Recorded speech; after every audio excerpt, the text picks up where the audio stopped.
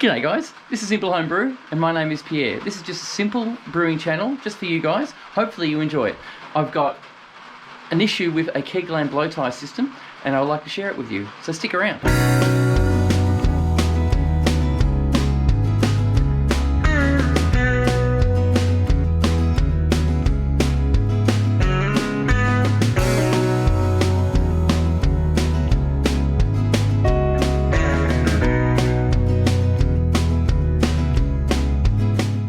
So what I've done is I've got an 8 stacks brew at the moment that I'm putting into a Fermzilla. And what I want to do is pressure ferment it, and from that I would like to keg it. But the problem I had was I transferred the beer, I did the beer, and then added the KegLand Blowtie and had an issue.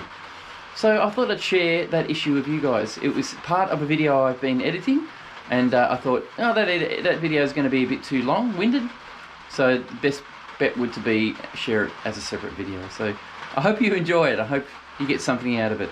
Thanks guys, here it comes. So what I got in this bottle is sanitizer. I haven't marked it, but I know it's a sanitizer one, because the other one says cleaner. So now, I pitch my yeast, my lid is sealed, and all I need to do now is put a little bit of gas in it to check the pressure and make sure there's no leaks, which can go in the non-outline.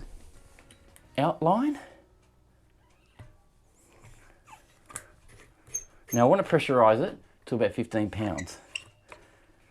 So I'll do that now. I want to make sure this.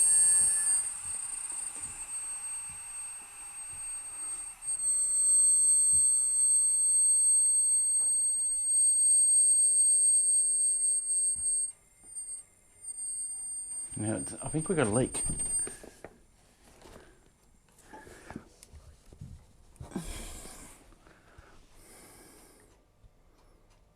Now we haven't.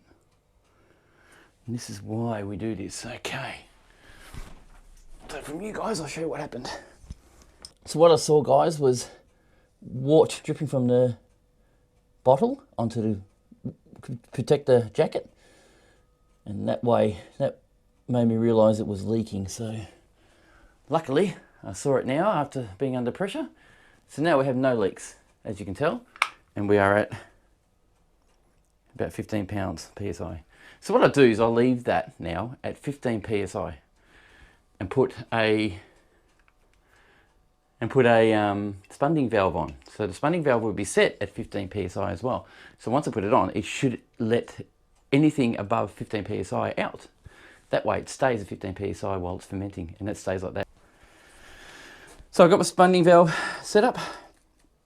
I'll just give it a quick squirt with sanitizer in the end here, just to be sure that it doesn't get into my brew.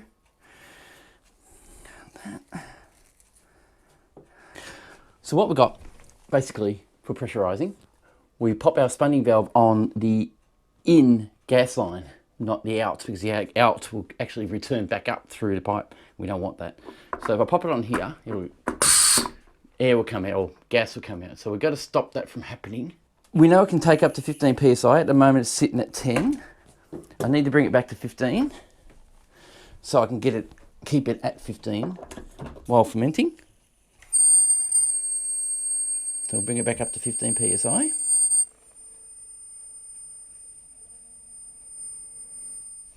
That's a 15 PSI, no issues. What I'll do, before anything else, I will spray some sanitizer around and I'll make sure there's no bubbles coming out these ends. Because if there was, it means we have a leak. No leaks. Awesome. And down the bottom here, I'll just quickly check, but we can tell it doesn't because there's no wort coming out. So we know it doesn't leak there either. So it's definitely not leaking, which is great. Just soak up the sanitizer. Right, spunding valve, lock it up a bit, pop it on. Now that's on properly. So we have a leak. So these things are an issue. What I have done in the past is I've put the plastic valve on because they seem to seal better. Right now it's not leaking. Right, it's not leaking, so we'll now open the valve until we hear gas come out. Then close it a little bit, so that's at 15 psi. That'll sit at 15 psi and ferment. It's actually below 15 psi according to that gauge.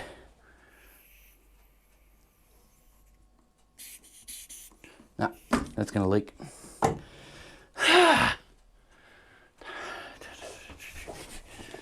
Issue after issue here. Painful.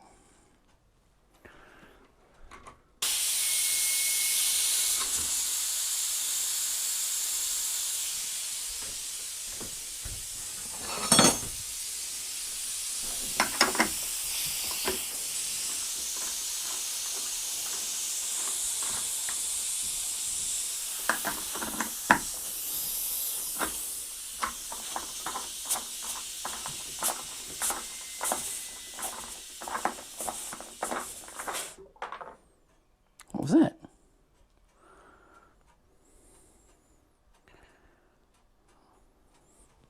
Oh, there's a nut on the other end. Oh, you're freaking joking. Well, that's no good to me.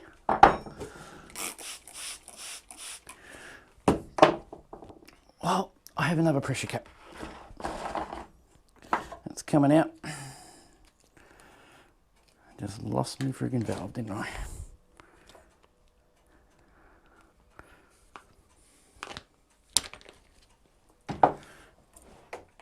This is, here's the problems we get guys.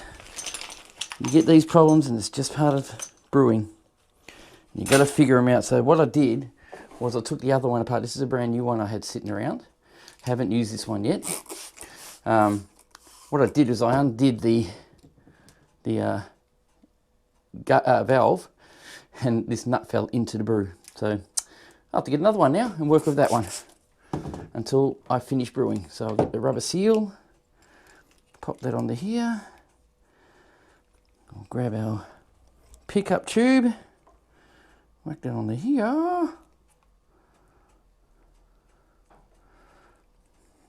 I just noticed too, it's a bit different than that one.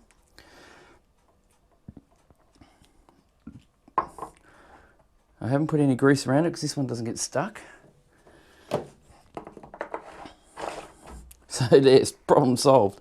So now I'll repressurize this again and see if any of these leak. There's the gas here.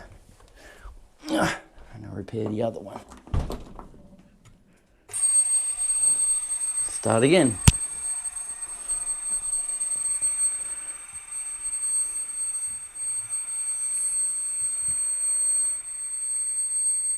Now that's 15 psi again. Just about. It's nearly finished. Just let us. So far no leaks. Right, that's gassed up. This is the out pipe. That makes a difference already. Now that's spot on 15 psi. Now that's set. As you can see, had a few problems, had a few issues. Doesn't leak, which the last one did. So there must have been some issue with the actual nozzle. I don't know what it was, but this one doesn't do it. So we're good to go. So what I'll do now is I'll leave this for 2 weeks at least, because it's so cold it might even take longer. And actually, quickly check there's no leaks. No, all good. All good. No bubbles. All right. So we'll leave that to ferment for at least 2 weeks, or maybe longer, depending on the temperature. I do have a belt to keep it warm, which I'll use. Just mopping up the excess wort that dripped out the bottom.